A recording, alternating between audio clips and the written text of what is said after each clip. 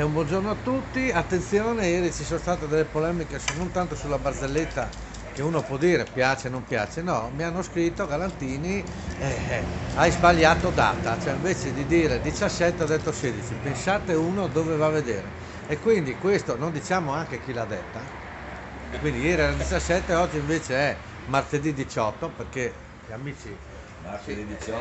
diretta, c'è un po' di sole finalmente, infatti siamo un po' sbalorditi da questa luce mattutina e quindi io non voglio, ma volevo solo dire a questa persona che mi ha scritto guarda che era 16, che invece di dire queste cose non voglio dire né nome né cognome. Paolo Verona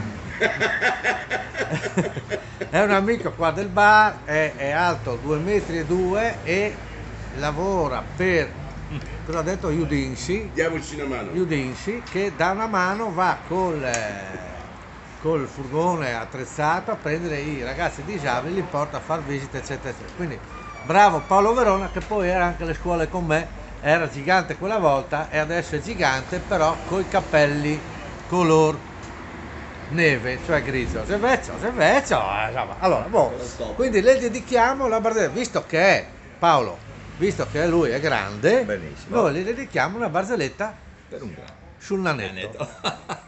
E c'era questo nanetto che prende sull'autobus, sai, il numero 4, sai, di Viale Venezia per andare in stazione, Piero, no? Arriva là e praticamente sale, si siede, sai che non arrivava neanche a toccare per terra. A un certo punto l'autobus parte, prima fermata, l'autobus frena, il nanetto sta per cadere, uno lo prende e lo torna a sedere e gli dice,